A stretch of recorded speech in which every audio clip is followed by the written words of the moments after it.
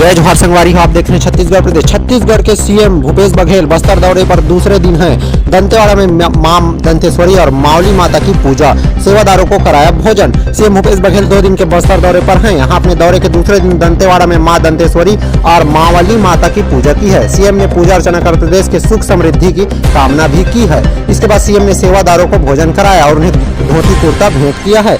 इससे पहले शनिवार रात को मुख्यमंत्री भूपेश बघेल ने लाल बाग के पास स्थित नेहरू मेमोरियल पार्क का शुभारंभ भी किया था। साथ ही यहाँ पूर्व प्रधानमंत्री पंडित जवाहरलाल नेहरू की आदमकद प्रतिमा का अनावरण भी किया है।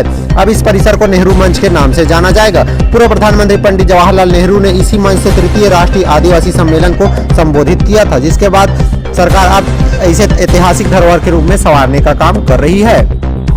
मुख्यमंत्री भूपेश बघेल ने बताया कि साल 1955 में 13 से 15 मार्च तक आयोजित 3 दिवसीय सम्मेलन के उद्घाटन अवसर पर पंडित जवाहरलाल नेहरू यहां आए थे। लालबाग मैदान के सामने सड़क के दूसरे छोर में नक्षत्र वाटिका के पास पंडित जवाहरलाल नेहरू के लिए मंच तैयार किया गया था। इसी मंच से उन्होंने देश में को संबोधित किया। अब लगभग 1 एकड़ के इस क्षेत्र में नेहरू मेमोरियल पार्क के रूप में इसे विकसित किया जा रहा है। यहाँ लगाए गए 5 स्तंभों में पंडित जवाहरलाल नेहरू के जीवन से संबंधित जानकारियां दी गई है।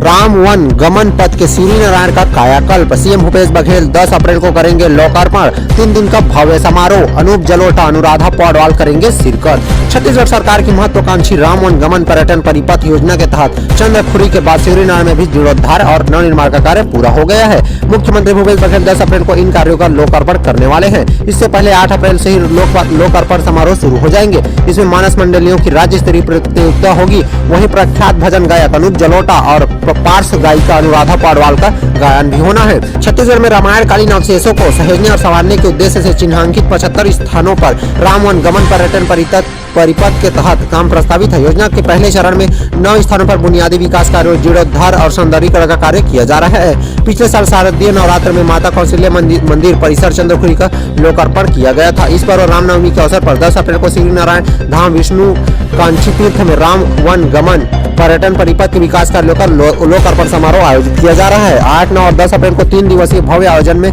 देश विदेश के प्रतिष्ठित कलाकारों द्वारा सांस्कृतिक प्रस्तुतियां दी जाएगी। साथ ही प्रदेश स्तर पर मानस मंडलियों की मानस गायन प्रतियोगिता का भी आयोजन किया जा रहा है। इस स्पर्धा में 7000 मानस गायकों ने भाग लिया है। इनमें से चयनित 25 जिलों की मानस मंडलियों के लगभग 350 कलाकार सूर्यनारायण में अपनी प्रस्तुतियां देंगे। 10 अप्रैल को विजेता प्रतिभागियों को पुरस्कार वितरित किए जाएंगे और प्रथम स्थान प्राप्त विजेता दल की प्रस्तुति भी होगी। कार में जिंदा जला महिला डॉक्टर का परिवार, सभी की हालत गंभीर। पति और 2 बच्चों के साथ ड्यूटी ज्वाइन करने जसपुर जा रही थी डॉक्टर। छत्तीसगढ़ के जसपुर में रविवार दोपहर एक महिला डॉक्टर अपने परिवार सहित बड़े हादसे का शिकार हो गई है। पिकअप से डॉक्टर के टक्कर के बाद उनकी कार में आग लग गई और सभी लोग उनकी चपेट में आकर जिंदा जल गए हैं। सभी कार सवारों को स्थानीय अस्पताल में भर्ती कराया गया है, जहां उनकी हालत गंभीर बताई जा रही है। बताया जा रहा है कि महिला डॉक्टर अपने पति और बच्चों के साथ जांजगीर से जसपुर ड्यूटी ज्वाइन करने के लिए जा रही थी। जानकारी के मुताबिक डॉक्टर विजय लक्ष्मी चंद्र अपने पति सरोज चंद्र और 2 बच्चों के साथ जांजगीर से जसपुर के लोखंडी ड्यूटी ज्वाइन करने के लिए कार से जा रही थी। कार उनके पति सरोज चंद्र चला रहे थे।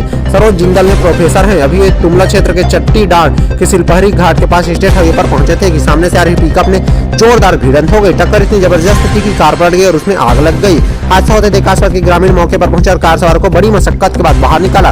इस बीच सूचना मिलने पर पुलिस भी पहुंच गई और 108 की सहायता से सबको स्थानीय अस्पताल में भर्ती कराया गया। बताया जा रहा है कि डॉक्टर का परिवार पूरी तरह से झुलस गया है और इस सबकी हालत नाजुक है। वहीं पिकअप चालक का भी पैर टूट गया है। हादसे के बाद कार जलकर खाक हो गई है। बताया जा रहा है कि स्टेट हाईवे पर कोतबा लावा के सड़क मार्ग का निर्माण कार्य चल रहा है। वह यहाँ PWD ठेकेदार के माध्यम से काम करा रही है। आरोप है कि सड़क बनाने में कई खामियों के चलते बार-बार हादसे हो रहे हैं। सड़क के एक साइड में गिट्टी का ढेर रख दिया गया है। ऐसे में दोनों ओर गाड़ियां आती हैं तो चालक साइड नहीं दे पाते। हमेशा धूल का गुब्बार छाया रहता है। यहाँ तक कि सड़क निर्माण कार्यों को लेकर कोई सूचना बोर्ड भी नहीं लगाया गया है।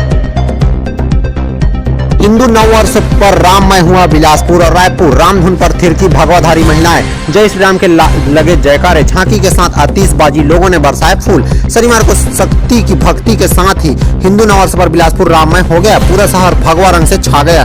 पुलिस ग्राउंड से निकली शोभा यात्रा में भगवाधारी महिलाएं रामधुन पर थिरकती रही। वहीं युवक जय श्री राम के जयकारे लगाते रहे। शहर के हर गली, चौक और चौराहों पर केसरिया झंडे तोरण से माहौल भक्तिमय हो गया। आकर्षक झांकियों में राम भक्त हनुमान भी इस नजारे को देखकर श्री राम की भक्ति खुशी में झूमते नजर आए। शोभा यात्रा का जगह जगह स्वागत हुआ और शहरवासी उमंग और उत्साह में सराबोर दिखे। कोरोना काल में 2 साल बाद मायूसी के बाद बिलासपुर में पहली बार हिंदू नववर्ष में ऐसा भव्य नजारा दिखाई दिया है। हिंदू नववर्ष को पर्व के रूप में मनाने के लिए हिंदूवादी संगठनों के साथ ही शहर के विभिन्न सामाजिक संगठन बीते एक पखवाड़े से तैयारी में जुटे हुए थे। एक दिन पहले शुक्रवार की शाम चेट्री चंद पर शोभा यात्रा निकालकर झूलेलाल की जयंती मनाई। इस पर्व के लिए जगह जगह स्वागत द्वार भगवा झंडे लगाए गए थे। शनिवार सुबह से ही गली मोहल्ले और डीजे में राम धुन और देवी जस गीत सुनाई दे रहे थे। हिंदू नववर्ष का माहौल पिछले एक सप्ताह से दिख रहा था। शहर के हर गली मोहल्लों में बैनर, पोस्टर, तोरण और भगवा झंडे लहरा रहे थे। रात में भी हिंदू संगठन के पदाधिकारी और कार्यकर्ताओं ने घूम घूम कर चौक चौराहों को भगवा रंग से सजा दिया था। शनिवार को सुबह से ही शहर भगवा में नजर आ रहा था। लोगों की नींद खुली और घर के बाहर देखा तब उनकी गली मोहल्लों में भगवा ध्वज लहराते नजर आए। दोपहर चिलचिलाती धूप में 2 बजे से ही शहर के लोग बाजे गाजे के साथ हाथ में भगवा ध्वज लहराते हुए श्री राम के नारे लगाते पुलिस ग्राउंड के लिए निकल पड़े थे। हर मोहल्ले से डीजे लेकर पहुंचे पदाधिकारी और कार्यकर्ता।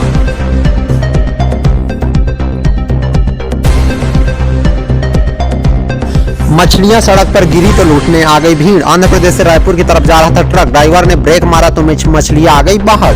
छत्तीसगढ़ के धमतरी जिले में मछलियां सड़क पर गिरी तो उसे लूटने भीड़ पहुंच गई। किसी ने बर्तन में मछली को भर लिया तो किसी ने बोरे में भर लिया। इसके बाद सब मछली लेकर चले गए। दरअसल ये सब कुछ ट्रक ड्राइवर के ब्रेक मारने के चलते हुआ। बताया जा रहा है कि ट्रक ड्राइवर ने जैसे ही ब्रेक मारा तो गाड़ी थोड़ी अनियंत्रित हुई और ट्रक में लोड मछलियां सड़क पर गिर गई। इस पूरे घटनाक्रम का वीडियो भी सामने आ गया है। जानकारी के मुताबिक ट्रक आंध्र प्रदेश से मछली लेकर रायपुर जा रही थी। ट्रक अभी कुरूद के सांधा के पास पहुंची थी कि ट्रक ड्राइवर ने किसी वजह से रास्ते में अचानक तेज से ब्रेक मारा, जिसके कारण पीछे ट्रक से लोड मछलियां रोड पर गिर गई। ट्रक तेज रफ्तार में थी। हादसे के बाद रोड पर बड़ी संख्या में मछलियां फैल गई थी। बड़े आकार की भी मछलियां रोड पर छटपटाने लगी। इधर इस बात की जानकारी आसपास के लोगों को लगी तब लोग भी बर्तन बोरा लेकर मौके पर पहुंचे और मछली लूटने लगे। रोड में चारों तरफ मछली लूटने वालों की भीड़ थी। हर कोई किसी तरह से मछली पा लेना ही चाहती थी।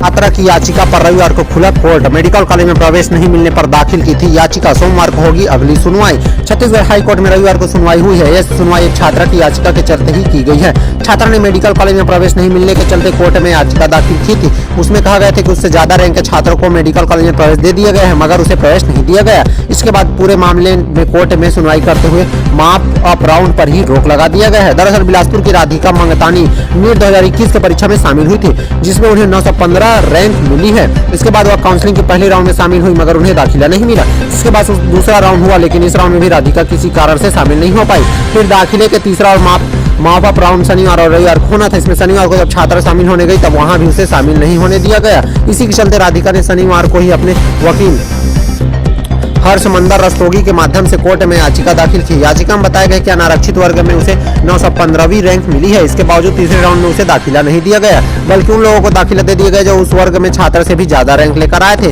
कुल मिलाकर ऐसे 9 छात्रों को दाखिला दिया गया। इस पर छात्रा के वकील ने इस मामले में तुरंत सुनवाई की मांग की थी, जिसके कारण कोर्ट ने रविवार को सुनवाई की है। सोमवार को होगी अगली सुनवाई।